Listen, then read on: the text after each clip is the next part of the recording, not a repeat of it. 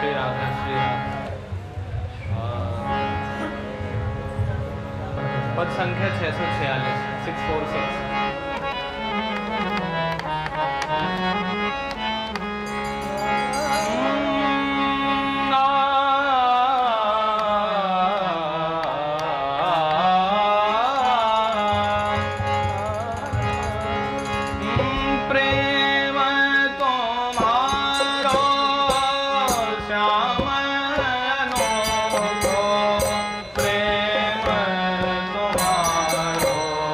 श्याम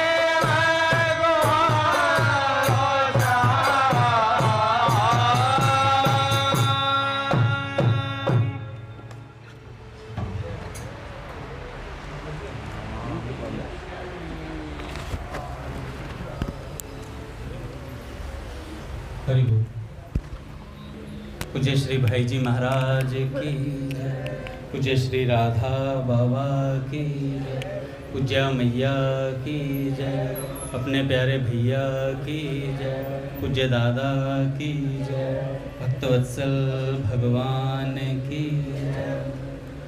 हरि बोल। बड़े सौभाग्य का क्षण है कि आज भी हमें सत्संग और कीर्तन का परम लाभ प्राप्त हो रहा है। पहले पूज्य बाबा के कुछ विचार सुनते हैं, उसके बाद किन्हीं भक्त की चर्चा करते हैं।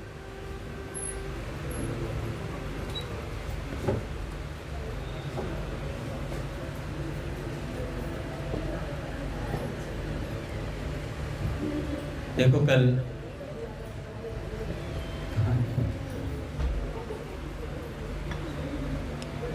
इतने आगे आगे हो गए हैं कि वो अंदर ही जा सकते हैं और डर के इससे आगे नहीं पहुंचेंगे। हरि बोल। देखो हम कल पूज्य भैया बता रहे थे कि हम जब रसिकों के पद गाते हैं तो ये उस राज्य में पहुंचने का एक मार्ग है। बड़े से बड़े रसिक पूज्य बाबा ने कहा साधु कृष्ण प्रेम जी से कि तुम चिंता मत करो, कामी हो, क्रोधी हो, लोभी हो, कोई बात नहीं, लोहे के पेड़ हरे होंगे, तू गीत प्रेम के गाता जा। तो बस निरंतर हमें एक ही काम करना है, भगवान के नाम रूप गुण लीला इनको गाते चले जाना है। कब हृदय पवित्र हो जाएगा, कब हमें पात्रता प्राप्त हो जाएगी, पता ही नहीं चलेगा। गाते गाते गाते ही काम हो जाएगा।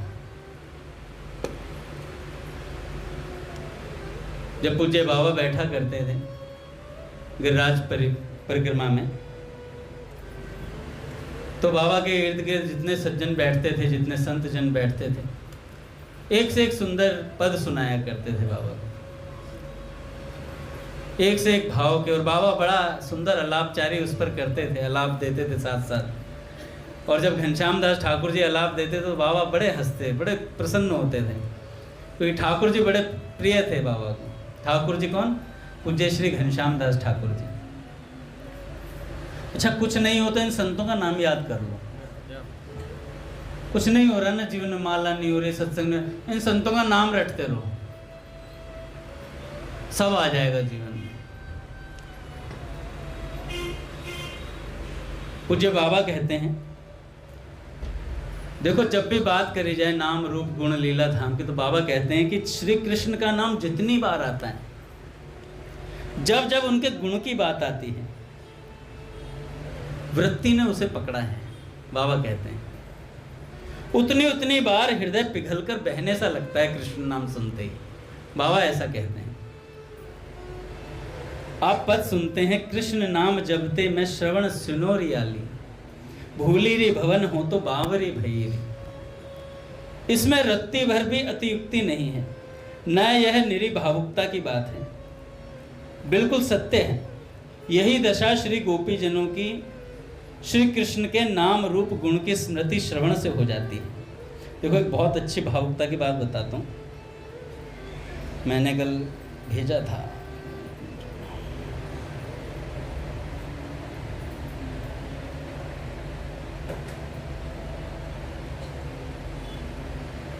पूज्य बाबूजी कहते हैं, कितनी विलक्षण बात है कि निराश न हो, निराश न हो, निश्चय रखो, भगवान का वरद हाथ सदा ही तुम्हारे ऊपर छाया किए हुए है, सदा ही तुम्हारे ऊपर छाया किए हुए हैं। भजन करो, उस छत्र छाया को प्रत्यक्ष देख सकोगे।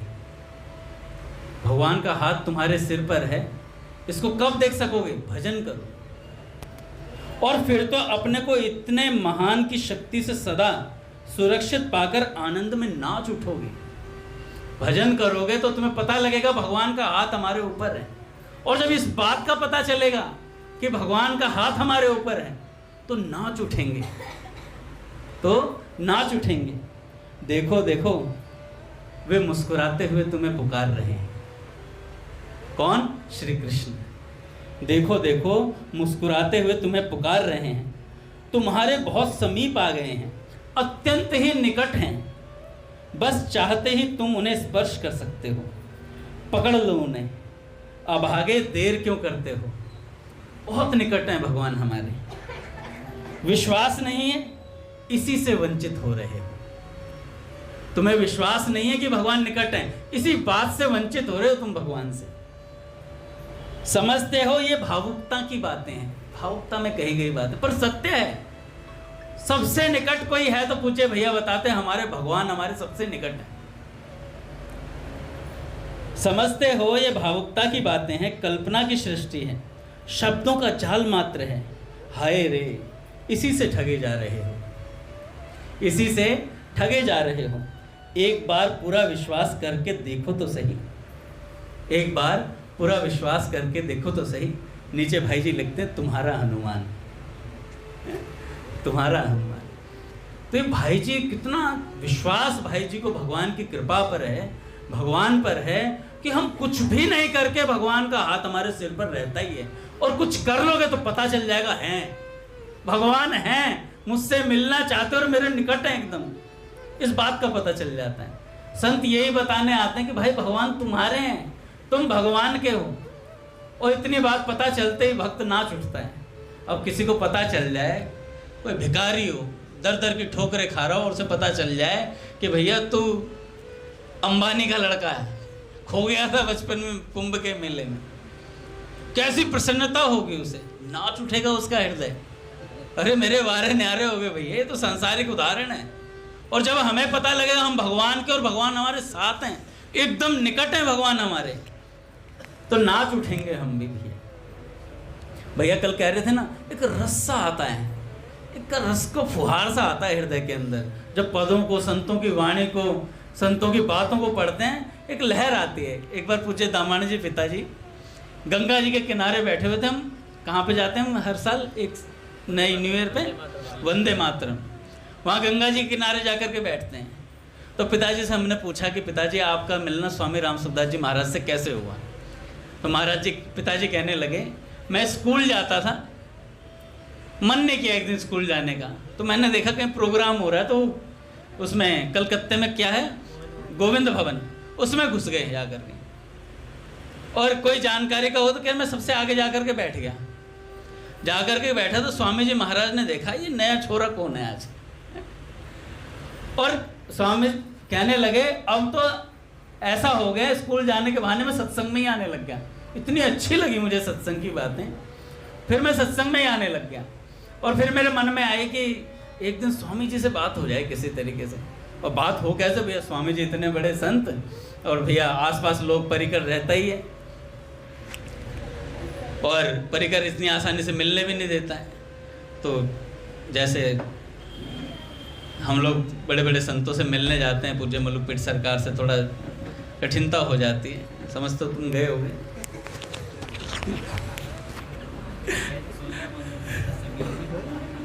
और क्या हुआ, पिताजी गए अंदर और जाकर के उस दिन मन में ठान ले कि आज तो मिलना है स्वामी जी। स्वामी जी मीटिंग कर रहे थे 15-20 जनों के अपने निजी परिकरों के साथ, और जाकर के बाहर खड़े हो गए। और फिर सोचा कि अंदर ही बैठ जाता हूँ, बैठ गए। स्वामी जी की दृष्टि तो पड़ गई थी कि आज ये छोरा बात करना चाहता कुछ, पर इतने सारे जने थे तो फिर कैसे बात। तो अब चलने, सब उठ के चल दिए। पिताजी ने सोचा मिलना नहीं हो पाएगा, स्वामी जी तो बात ही नहीं करें। कह रहे चलते चलते स्वामी जी पास में आए मेरे, और कंधे पे हाथ रखे, क्या बात है भाया। और ऐसे बात करने पिताजी रोने लग गए। कह रहे वो हाथ था वो जीवन भर रहा मेरे ऊपर।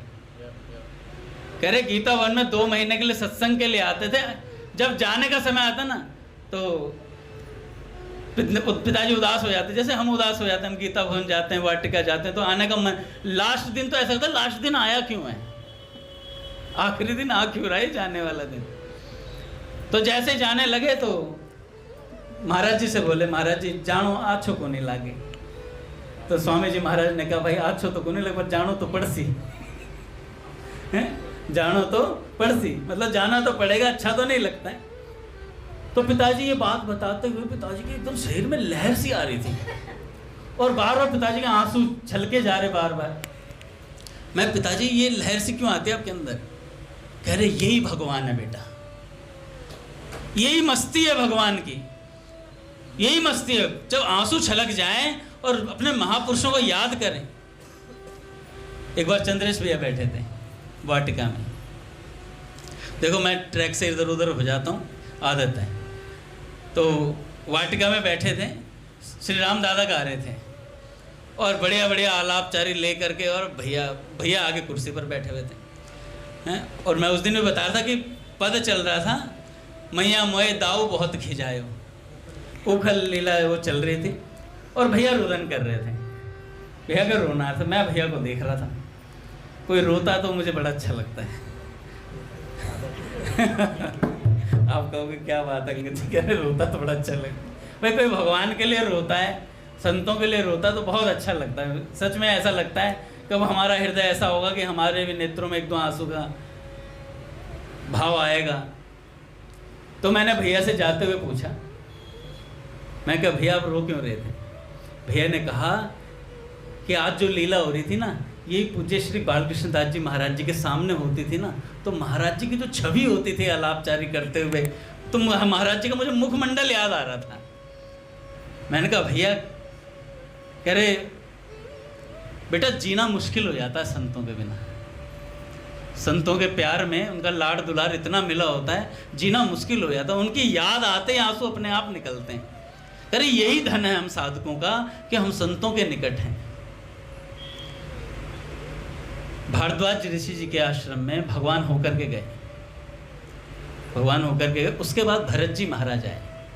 तो भारद्वाज ऋषि जी कहते हैं कि भैया भगवान के दर्शन का फल है कि संत का दर्शन मिल रहा है हमें, भरत जी जैसे संत का दर्शन मिल रहा है। तो भैया संतों का मिलना, ये मोहर लगनी है कि हमें भगवान मिलना चाहते हैं, भगवान ने हमसे मिलने का संकल्प कर लिया, इसलिए संत मिलते हैं।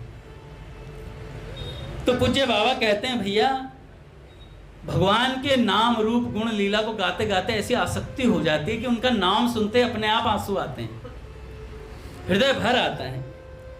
आंतरिक प्रेम के चिन्ह बाह्य शरीर पर प्रकट हो जाते हैं और उनका शास्त्रों में विस्तार से वर्णन है। आज भी सच्चे प्रेमियों में वे चिन्ह प्रकट होते हैं। एक रघु बाबा गोरखपुर में थे, उनमें तनुता का प्रकाश हुआ था और भी कई प्रेम विकार उनके शरीर पर स्वयं भाई जी ने समय समय पर देखे। देखो प्रेम पथ की बात ही निराली है। जब रघु बाबा सुनते थे सत्संग भाई जी का, हमने बासा देखा है, बासे में चित्र लगा हुआ है पूज्य श्री रघु बाबा जी का। पूज्य भैया आ गए महाराज। अच्छा नहीं, मुझे लगा आप खोल गए। तो पूज्य रघु बाबा जब सत्संग सुनते तो भाई जी एक से एक बातें बताते थे।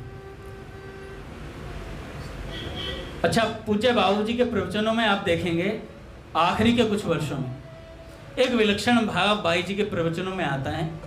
भाई जी भगवान की कृपालुता पर बहुत बोलते हैं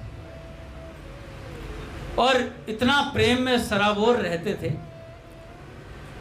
कई बार तो मंगलाचरण बोल रहे, मंगलाचरण में समाधि लग जाती थी।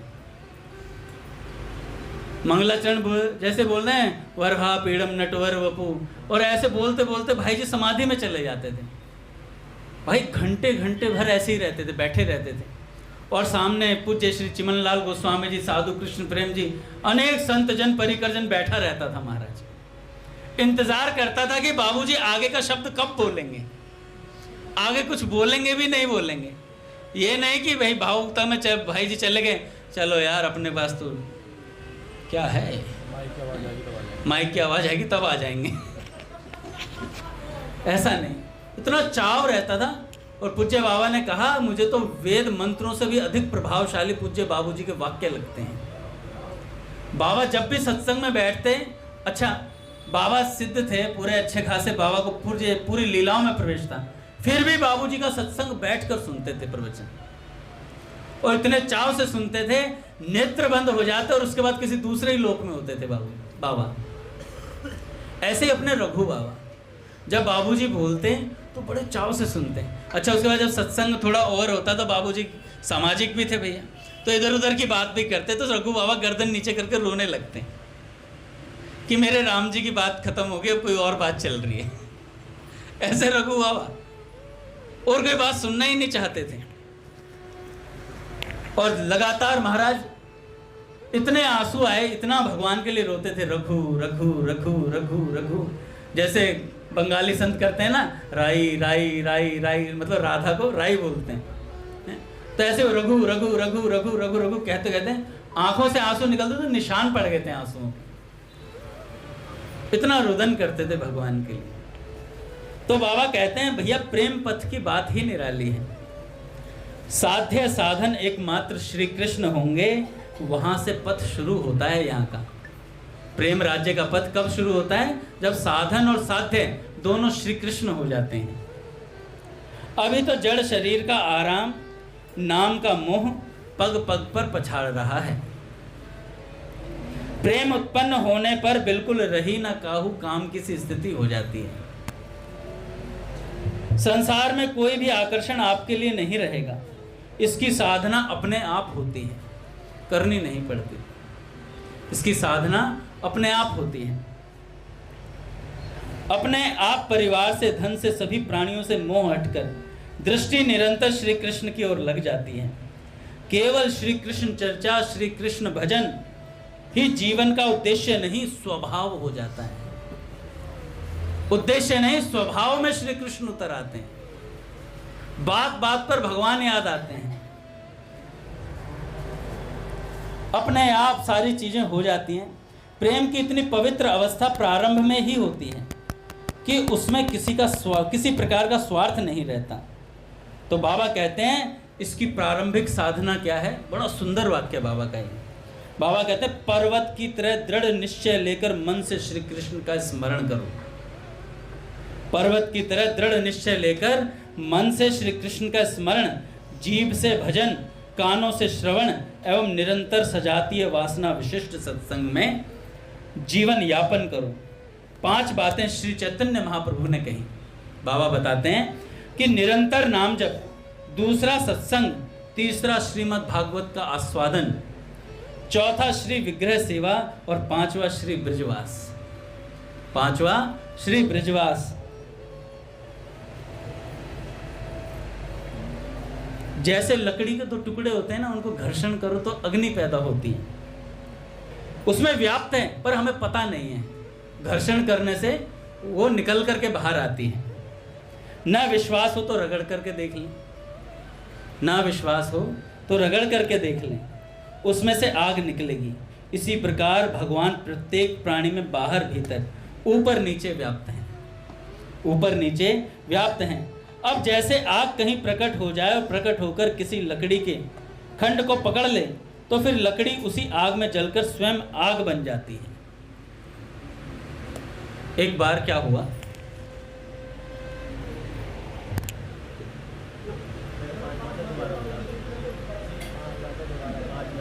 अच्छा 5 बातें दोबारा। निरंतर नाम जप, दूसरा सत्संग, तीसरा श्रीमद् भागवत का आस्वादन और चौथा श्री विग्रह सेवा और 5वां श्री ब्रजवास। मैं कुछ बता रहा था, रघुनाथ जी ने ध्यान उठा दिया। हाँ, रगड़ने से क्या हुआ,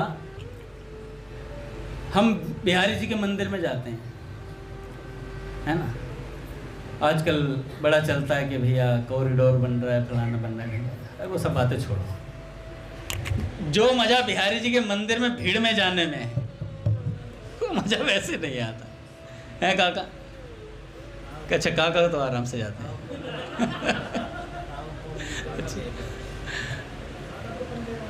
अच्छा, काका तो पंडे हैं वहाँ के। क्या हुआ, जब हम भीड़ में जाते हैं, हम लटक लटक के, हमने देखा आगे की रेलिंग पर जाकर के हम दर्शन करते थे बिहारी जी के, खूब आनंद में। अब क्या हो गया, सुविधाएं साधन को खा गई है, साधक को भी खा गई है। सुविधाएं साधन भी खा गई, साधक को भी खा गई। धीरे धीरे बिना एसी के हम जी नहीं सकते। भैया कहते हैं ना, ऐसी तैसी हो जाती है बिना एसी के, है ना। बिना गाड़ी के हम चल नहीं सकते। अभी कोई कह दे ट्रेन से ब्रिज जाना है मई के महीने में, अरे यार ऋषिकेश चलते हैं, वहाँ थोड़ा ठंडा सा मौसम है, ब्रज में कुछ है, वहाँ भगवान अभी है नहीं, राजस्थान चले गए। भगवान खुद ऋषिकेश में, अभी पट खोलेंगे देखो बद्रीनाथ जी की ठंडक, कूल कूल है भगवान आज के। तो थोड़ा ठंडक में चलते हैं, पर मजा तभी है जब खूब गर्मी हो, उस गर्मी में जाया जाए, तपन हो, पता चले कि हाँ भाई ब्रज जाके आए हैं। क्या करें, वापस ही नहीं आएंगे, इतनी गर्मी। जाके बैठिए जरा वेणु विनोद कुंज में, शाम का वहाँ सत्र को अटेंड कीजिए, क्या पदावली चलती है वहाँ पर। अपने आनंद भैया क्या सुनाकर आनंद देते हैं। 20 मिनट का हरे नाम कीर्तन होता है, संत जहाँ विराजे हैं वहाँ पर दर्शन होता है उन जगहों का।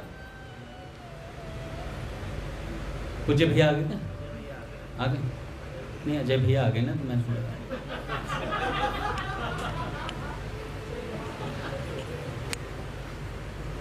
देखो मेरे कटाक्षों से बचना थोड़ा मुश्किल है, पर मैं क्षमा मांग लेता हूँ भैया, भक्त अपराध ना बन जाए मुझसे। अब क्या हुआ, बिहारी जी के हम जाते हैं, भीड़ भीड़ में घुसे ना, लोई मार्केट से उधर से आकर गली में घुसते हैं, और पेड़ों की दुकानें, अरे भाई 300 रुपए किलो ये ले लो, बढ़िया पेड़ एकदम बढ़िया देसी घी के। आधे तो वहीं बैठ जाते हैं, चीला ही खा लो।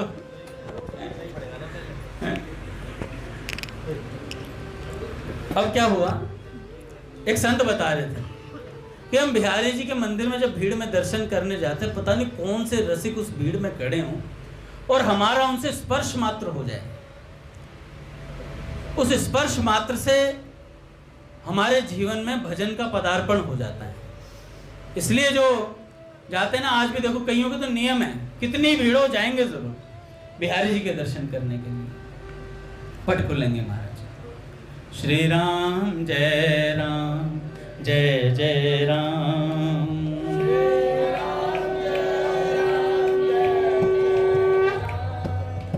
श्री राम जय राम जय जय राम,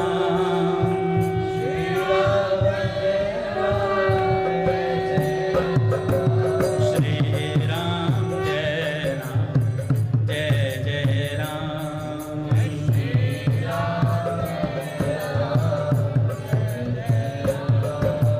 जय जय श्यामा जय जय श्यामा,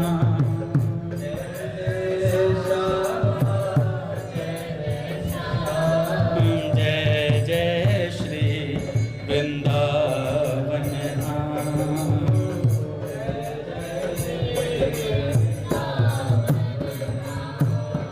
बोले राधा माधव सरकार की जय।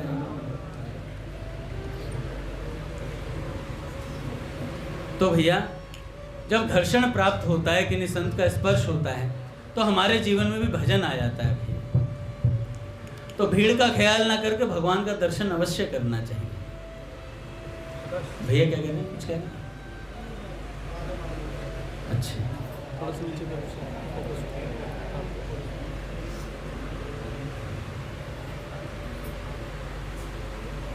संत कहते हैं कि प्रमाद ही मृत्यु है, प्रमाद ही मृत्यु है।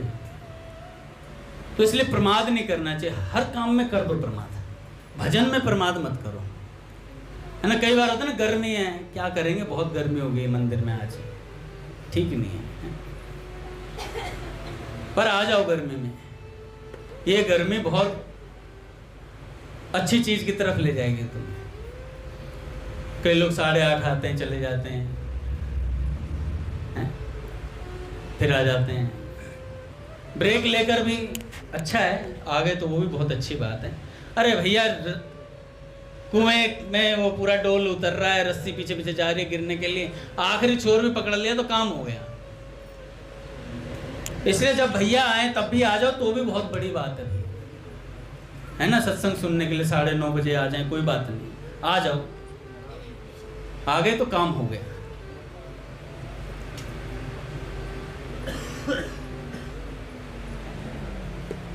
संतों कहा गृहस्थ कहा त्यागी, जेहि देखूं ते बाहर भीतर, घट घट माया लागी। संतों कहा गृहस्थ कहा त्यागी, कोई ग्रह माढ़े गिरह में बैठा, बैरागी बनवासा। कोई गुफाओं में बैठ गया, जा करके भजन करने लग गया, कोई घर में ही बैठा है। तो दरियाव जी महाराज कहते हैं, जन दरिया एक राम भजन बिन, जन दरिया एक राम भजन बिन, घट घट में घर वासा, घट घट में घर वासा। संतों कहा गृहस्थ कहा त्यागी, संतों कहा गृहस्थ कहा त्यागी। एक बार क्या हुआ, एक संत थे, इनका नाम था हरिनाम दास जी महाराज। वो बड़ा वैराग्य से जीवन जीते थे। राधा रानी मानसरोवर जो पल्ली पार है यमुना जी के, वहां रहते थे। 3 लाख नाम नित्य जपते थे, और जपते जपते बहुत अच्छी स्थिति हो गई थी। इतनी अच्छी स्थिति हुई, पर कब दिमाग खराब हो जाए पता नहीं चलता है, इसलिए बच कर रहना चाहिए। एक दिन जा रहे थे ऐसे ही, ब्रज है भैया, वहाँ तो जलेबी लड्डू पूड़ी हलवा सब मिलता है, तो बढ़िया बढ़िया गरम गरम जलेबी उतर रही थी माधव कैटर्स की तरफ से, हैं बढ़िया बढ़िया गरम गरम जलेबी, और श्री जी कैटर्स की तरफ से बढ़िया दही थी। तो दही जलेबी हो गई ना, माधव श्री जी कैटर्स हो गए दोनों मिक्स। तो जलेबी देखी और महाराज जी के मुंह में पानी आ गया है काका, पानी आया, और एक पाव खरीद ली। एक पाव में उस टाइम बहुत चढ़ जाती थी।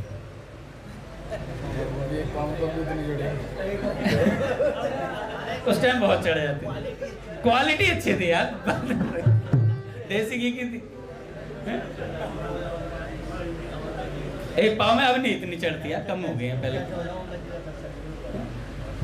अब क्या हो, जैसे जलेबी चढ़ी, महाराज जी का मन चढ़ गया जलेबी की तरफ, और जैसे ही मन में आया जलेबी खाएंगे, जलेबी खरीद ली।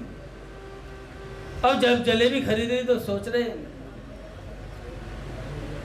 जैसे ही थोड़ी दूर चलने लगे, हरि बोल पूज्य भैया आ गए महाराज।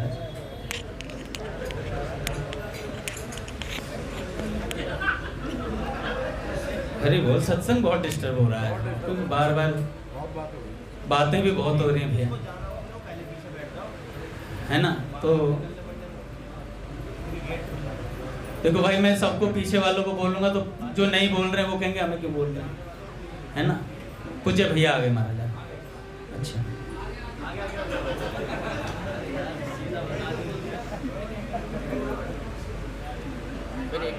किसी अच्छे साधक ने, किसी बड़े सज्जन ने बताया कि अंगद भैया पीछे बैठते हैं तो इतनी कमेंटबाजी होती है बहुत ज़्यादा। मैंने पूज्य भैया को भी भेजा था, तो यहाँ पे मैं कोई लाफ्टर चैलेंज तो सुना नहीं रहा हूँ भाई। सो बी केयरफुल, घाटा आपका है, हम तो नफे नफे में हैं भाई, है ना। घाटा आपका, आप कमेंट मारोगे राधा माधव देख रहे हैं, इसी की बुद्धि में कुछ गड़बड़ है। माधव देख रहे हैं, अच्छा हम सोचते हैं भगवान देख नहीं रहे, मैं छुप के नीचे से जलेबी मैंने बहुत खाई, माधव तो देख रहा है भाई, है ना। तो भगवान देख रहे हैं, सीसीटीवी कैमरा तुम्हारे सिर पर है, हृदय में भी है, और एकदम निकट बैठकर हो सकता है बगल में भगवान ही सुन रहे हो तुम्हारे। खाल खींच ली जाएगी। सच बता रहा हूं, भगवान द्वारा, मेरे द्वारा नहीं। भगवान बहुत कठोर भी हैं भैया, और इतने सुहृद हैं, इतने प्यार भी करते हैं हमसे, लेकिन जब भगवान की लाठी चलती है तो भैया बहुत अच्छे से। दी हुई वस्तु का कोई आदर ना करे तो भैया बहुत भगवान नाराज होते हैं। तो ये हमें कीर्तन सत्संग पूज्य भैया की कृपा से मिला है। अब उन्होंने जलेबी ले ली काका, जलेबी लेकर के चले। थोड़ी देर में आया, यार आधे घंटे से मैं जलेबी को ही चिंतन कर रहा हूं, ये जलेबी ने दिमाग खराब कर रखा है। अब उन्होंने क्या किया, कह रहे जलेबी ने मेरा आधा घंटे के चिंतन का नाश कर दिया। जमुना जी के पास गए, खड़े हो गए जलेबी लेकर के, यूं एक हाथ से एक जलेबी उठाई, मन से कहते हैं जलेबी खाएगो, मन कह रहा है खाऊंगो, ले सारे खा ले। ठाला जमुना जी में से, जमुना जी में से ठाला, और सारी जलेबी एक एक करके फेंक दी, और हर फेंकने के साथ ही गाल पे चांटा मारे। अब भी खाएगो, फिर मन कहे खाऊंगो, ले सारे जमुना में से खाया, या ले या ढूंढे। तो ऐसे कर करके सारी जलेबी फेंक दी महाराज। तो संत जन इतना भी विघ्न बर्दाश्त नहीं करते अपने चिंतन में। मैं ये नहीं कह रहा कि हम जलेबी फेंक दे, खा लेना भोग लगा के, फेंकना मैं है? और हम फेंकने के बिना इतने शरीर तो है नहीं। तो ऐसा वैराग्य भी है भैया संतों में। ऐसे मैंने बताया था, गोविंद कुंड पे रहकर एक संत भजन करते थे, और रात्रि के 2:30 बजे ठंड का मौसम था, बढ़िया चक रजाई मांगी शरीर ने। शरीर ने कहा ठंड लग रही है, लिहाफ चाहिए, मतलब बढ़िया सी रजाई आ जाए कहीं से।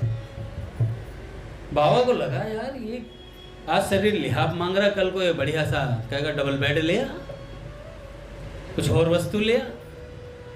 मन में चाव बढ़ता ही चला जाता। मन को जितनी छूट दोगे उतना ये आतंक मचाएगा। आप 7:30 आना छोड़ दो, 7:45 आना शुरू कर दो, फिर मन कहना शुरू कर देगा अरे 7:45 ही तो हुए हैं, क्या हो गया।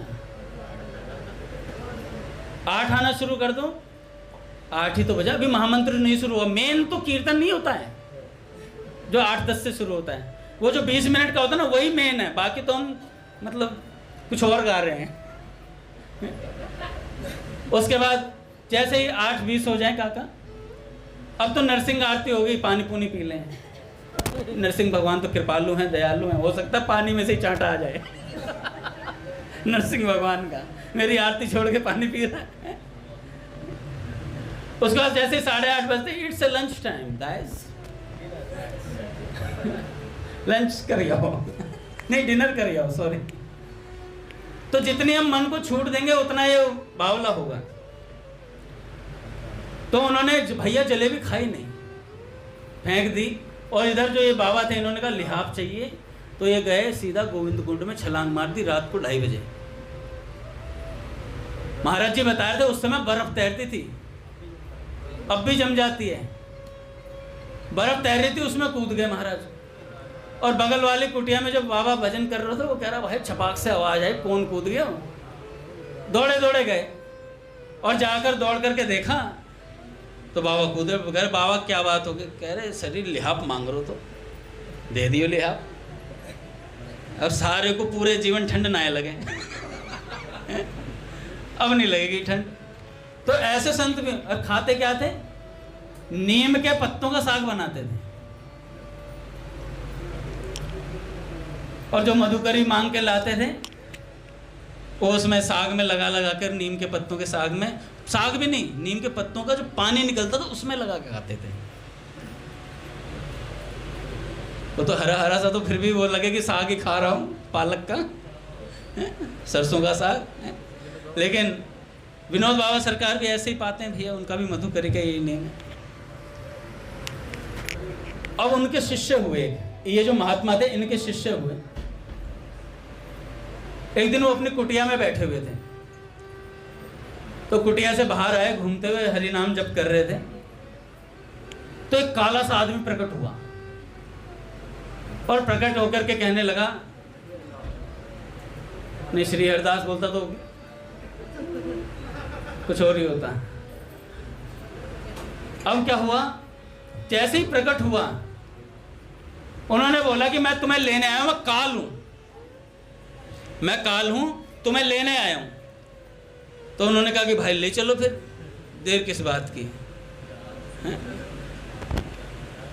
क्योंकि हम तो जीते जी मर जाते हैं भैया। संत जो होते हैं उनका तो पहले ही वो भगवान के धाम जा चुके होते हैं, भगवान उनके शरीर में कार्यरत होते हैं भैया।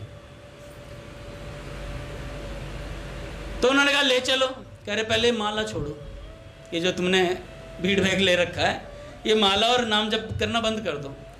कह रहे क्यों? कह रहे जब तक ये हाथ में माला रहेगी तब तक मैं तुम्हारी तरफ ना तो देख सकता हूं, ना तुम्हें स्पर्श कर सकता हूं। कह रहे तभी मैं कहूं तू आंखों में आंख डाल के बात क्यों नहीं कर रहा है, गर्दन झुकाए बैठा है? कह रहे माला तो नहीं छूटेगी, लेके आके दिखाओ मुझे। माला तो नहीं छूटेगी। तो भैया उन्होंने माला छोड़ी नहीं, माला छोड़ी नहीं, तो उसकी हिम्मत नहीं हुई ले जाने की। तो उन्होंने अपने गुरुदेव को ये बात बताई कि गुरुदेव ऐसी ऐसी बात हुई, काला सा। तो उन्होंने कहा यम का दूत प्रकट हुआ था तुम्हें ले जाने के लिए, तुम ये नाम जब कभी मत छोड़ना। उनकी हिम्मत नहीं है स्पर्श करने की। जब भगवान चाहेंगे तब तुम्हारा शरीर छूट जाएगा, तब शरीर छूट जाएगा। एक ऐसे ही ब्रज के महात्मा और थे, इतना सामर्थ्य भगवान के नाम से आ जाता है। एक दिन मधुकरी लेकर के आ रहे थे, रास्ते में सांप ने डस लिया। अब हमें कोई डस ले ऐसे, कॉकरोच पांव के पास से निकल जाए, डसने की तो बहुत दूर है। मैं कॉकरोच की जो मूंछ सी होती ना, मूंछ सी वो हल्की से छू जाए ना, सांप सांप सांप सांप, ऐसी हालत हो जाती है। अच्छा ये मैं हंसाने ना, तो मेरी भी हो जाती है भाई, मैं खुद बहुत बड़ा डरपोक व्यक्ति हूँ। तो ऐसे डर जाते हैं हम लोग। उनके सांप ने काट लिया, मधुकरी मांग करके आए थे और आए और देखा तो सांप ने काटा। उन्होंने देख लिया सांप को जाते हुए, कह जाओ। गए अपनी कुटिया में, गए आसन उठाया, आसन पर बैठे और महाराज लेकर के माला नाम जप करना शुरू कर दिया। हरे कृष्ण कृष्ण कृष्ण हरे हरे, हरे राम राम राम हरे हरे, हरे कृष्ण कृष्ण कृष्ण हरे हरे, हरे राम राम राम हरे हरे। तो जपते जपते जपते 2 दिन बैठे रहे महाराज। 2 दिन के बाद खड़े हुए, चल दिए, जहर खत्म। शरीर में जहर का कोई बात ही नहीं कि सांप ने भी काटा था। ऐसा सामर्थ्य भैया, ये भगवान के नाम का प्रभाव है। अपने एक संत हुए, जो क्या नाम था उनका यार, जो श्री राम जय राम का जप करते थे, प्रेम भिक्षु जी महाराज। अब क्या हुआ, प्रेम भिक्षु जी महाराज कीर्तन के बड़े शौकीन थे। भगवान का नाम तो ऐसा आनंद में था, खूब भजन करते। एक बार उनका स्वास्थ्य खराब हो गया। स्वास्थ्य खराब हुआ तो प्राण, मतलब उनके कष्ट में थे बहुत ज़्यादा। तो वैद्य ने कहा कि भैया देखो बात ऐसी है, क्योंकि कीर्तन में जो वो जाते थे तो उन्हें अष्ट सात्विक भाव आते, तो आवेश आ जाता था, तो शरीर पर उसका बड़ा गहरा प्रभाव पड़ता। तो वैद्य ने कहा कि इनको थोड़े दिन आराम दिया जाए, इनको कीर्तन में जाने ना दिया जाए और ना किसी से मिलने दिया जाए, बंद कर दो इन्हें कमरे में। अब महाराज ऐसी व्यवस्था हुई, शिष्यों ने कहा महाराज जी हम, अब वैद्य जी ने कहा तो अब आपको भीतर ही रहना पड़ेगा। तो महाराज जी को भीतर बंद किया गया। महाराज जी की प्रसाद की व्यवस्था करवा दी, और प्रसाद की व्यवस्था होने के बाद महाराज जी का प्रसाद आ रहा है। महाराज जी थोड़े अस्वस्थ रहते, तो महाराज जी को जब 15 दिन हो गए, थोड़ा स्वास्थ्य लाभ हुआ, तो महाराज जी ने कहा कि मुझे एक बात बताओ, ठीक है स्वास्थ्य का उपचार चल रहा, पर आजकल कीर्तन भी नहीं करते तुम लोग, और चेले भी कम आ रहे मिलने, कोई मिलने नहीं आ रहा है, कोई सत्संग की बात नहीं, कुछ नहीं। कह रहे महाराज जी वैद्य जी ने मना किया है, बहुत मज़ा चल रहा है गुरुदेव, सत्संग नहीं हो रहा, कीर्तन नहीं हो रहा, ऐसे यही तो नहीं होना चाहिए। तो प्रेम भिक्षु जी महाराज ने कहा कि भाई देखो बात ऐसी है, 15 दिन हो गए, अब कीर्तन होगा। तो उन्होंने कहा महाराज जी कीर्तन नहीं होगा, ना कोई मिलने आएगा, आपके स्वास्थ्य की बात है। कह रहे स्वास्थ्य ज़्यादा प्रिय है तुम्हें कीर्तन से? कह रहे हाँ। सीधे बैठे और महाराज प्राणों को पता नहीं कहाँ चढ़ा लिया उन्होंने कि उनकी नब्ज भी यहाँ से हिलने वगैरह बंद हो गई। पूज्य भैया आगे महाराज। श्री राम जय।